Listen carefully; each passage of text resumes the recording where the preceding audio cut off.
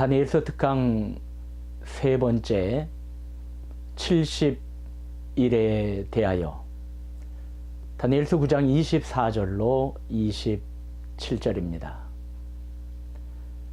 강의에 앞서 도움이 되실까 말씀드립니다.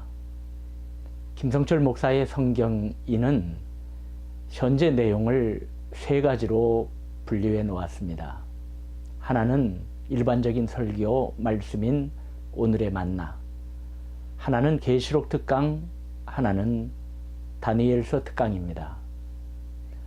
먼저 컴퓨터로 보시든 휴대폰으로 보시든 상관없이 김성철 목사의 성경인으로 들어가시면 동그란 마크가 나옵니다.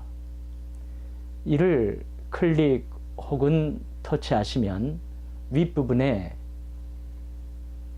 홈, 동영상, 재생 목록, 채널, 그리고 정보라는 글자가 뜨죠. 여기에서 재생 목록을 클릭 혹은 터치하시면 오늘의 만나, 요한계시록 특강, 다니엘서 특강으로 묶은 카테고리를 보실 수 있습니다. 오늘의 만나, 요한계시록 특강, 다니엘서 특강 중 어느 것을 하나 선택하셔서 들어가시면 이제까지 올린 것이 순서대로 나옵니다. 제목과 성경 구절을 보시면 오늘의 만나, 요한계시록 특강, 다니엘서 특강은 다 연관이 있게 구성되어 있음을 느끼실 것입니다. 요한계시록 특강과 다니엘서 특강은 더욱 그러하죠. 건너뛰지 마시고 순서대로 시청하시기를 권유드리며 어느 한 부분을 다시금 듣는 것이 유익할 경우엔 강의 중에 언급하였으며 서로 비교하면서 상고할 수 있도록 강의를 진행하고 있습니다. 아무쪼록 김성철 목사의 성경인을 통하여 오늘의 충실하고 내일을 준비하는 사명의 역사에 도움이 되시기를 기도드립니다. 70일에 관한 말씀은 다니엘서 9장 24절로 27절에 기록되어 있습니다. 내 백성과 내 거룩한 성을 위하여 70일을 기한으로 정하였나니 허물이 그치며 죄가 끝나며 죄악이 용서되며 영원한 의가 드러나며 환상과 예언이 응하며 또 지극히 거룩한 이가 기름 부음을 받으리라. 그러므로 너는 깨달아 알지니라. 예루살렘을 중건하라는 영이 날 때부터 기름 부음을 받은 자 곧 왕이 일어나기까지 7이레와 62이레가 지날 것이요 그 곤란한 동안에 성이 중건되어 광장과 거리가 세워질 것이며 62이레 후에 기름 부음을 받은 자가 끊어져 없어질 것이며 장차 한 왕의 백성이 와서 그 성읍과 성소를 무너뜨리려니와 그의 마지막은 홍수의 휩쓸림 같을 것이며 또 끝까지 전쟁이 있으리니 황폐할 것이 작정되었느니라. 그가 장차 많은 사람들과 더불어 한 일해 동안의 언약을 굳게 맺고 그가 그 일의 절반에 제사와 예물을 금지할 것이며 또 포악하여 가증한 것이 날개를 의지하여 설 것이며 또 이미 정한 종말까지 진노가 황폐하게 하는 자에게 쏟아지리라 하였느니라 하니라.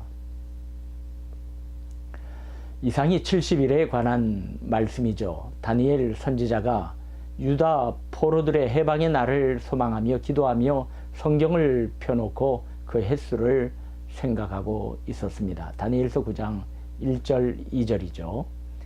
메대 족속 아하수에로의 아들 다리오가 갈대아 나라 왕으로 세움을 받던 첫해 곧 그 통치 원년에 나 다니엘이 책을 통해 여호와께서 말씀으로 선지자 예레미야에게 알려주신 그 연수를 깨달았나니 곧 예루살렘의 황폐함이 70년 만에 그치리라 하신 것이니라.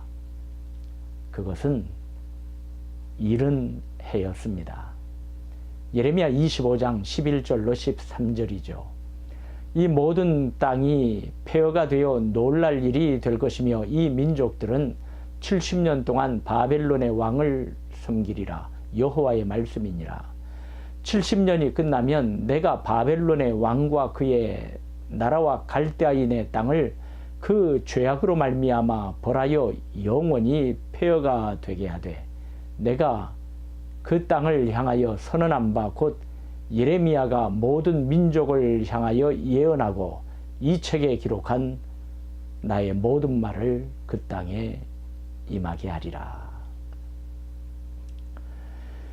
다니엘은 예루살렘이 70년 동안 황폐함 속에 있을 것을 70년이 차면 해방될 것을 깨달았던 것입니다.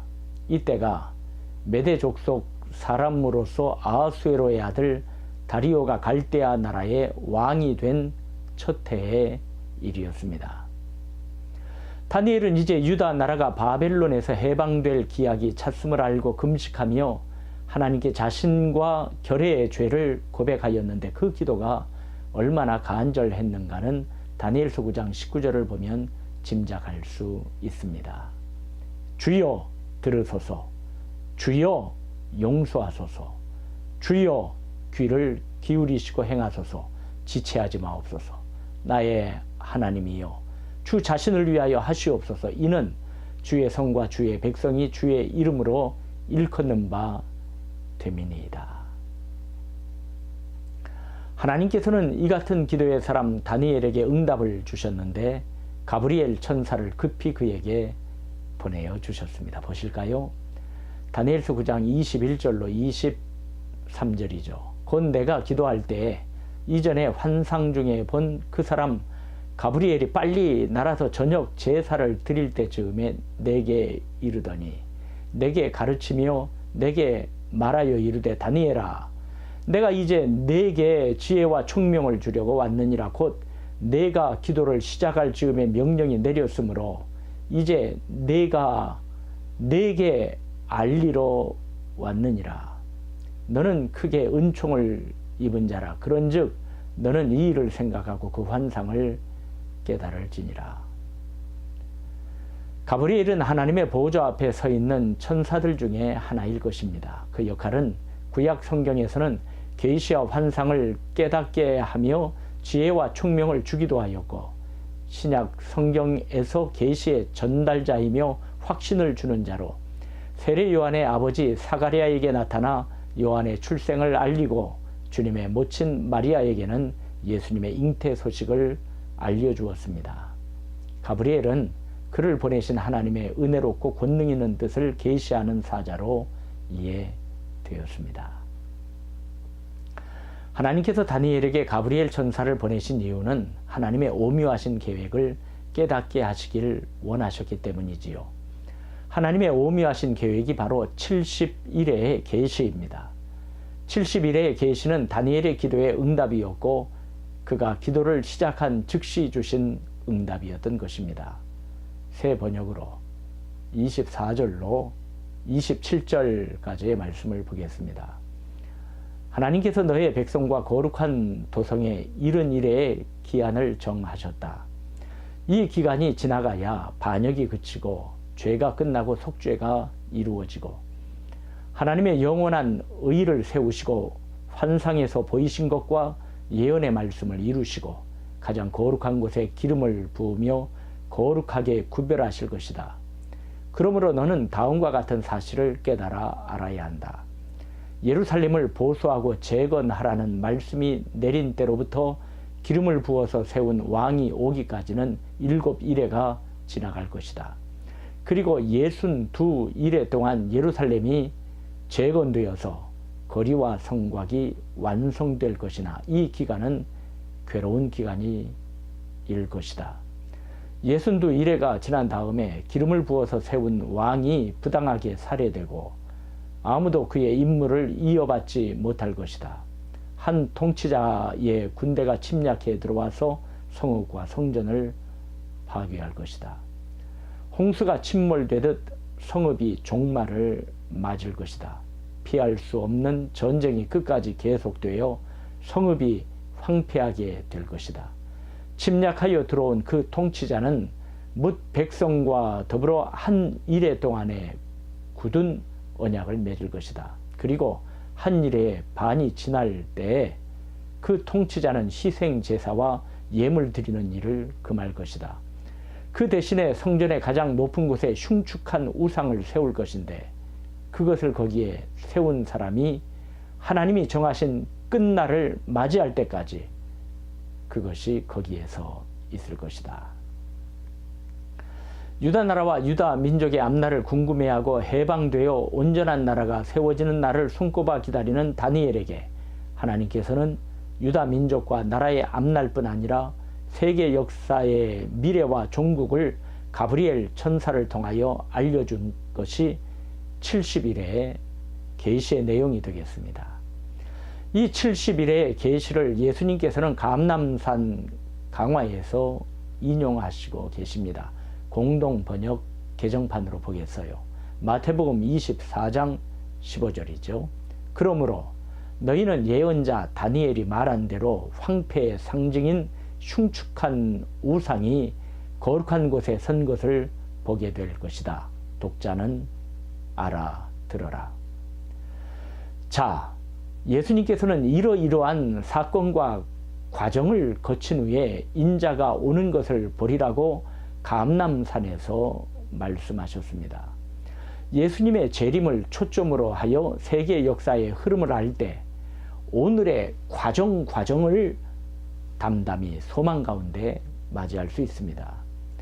주님의 오심의 날을 바라보며 구원의 그날을 바라보는 자는 주님의 나라가 이루어지기까지 전개되는 모든 과정 속에 낙심하지 아니하고 끝까지 견딥니다.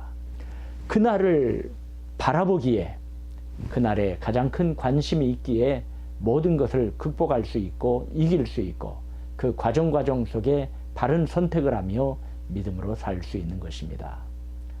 마태복음 24장 32절로 35절 우리 주님의 말씀을 보실까요? 무화과 나무의 비유를 배우라. 그 가지가 연하여지고 잎사귀를 내면 여름이 가까운 줄을 아나니 이와 같이 너희도 이 모든 일을 보거든 인자가 가까이 곧 문 앞에 이른 줄 알라. 내가 진실로 너희에게 말하노니 이 세대가 지나가기 전에 이 일이 다 일어나리라. 천지는 없어질지언정 내 말은 없어지지 아니하리라. 이 모든 일은 두려움의 대상이 아니요 앞으로 되어질 일은 낙심의 대상이 아니요 염려의 대상이 아닙니다. 이러한 일을 볼 때에 우리 주 예수 그리스도의 재림이 가까웠구나. 우리는 기쁨으로 담대히 맞이할 수 있는 것입니다. 이러한 앞날의 역사에 되어질 일 과정을 70일의 계시는 우리에게 알려주고 있는 것입니다.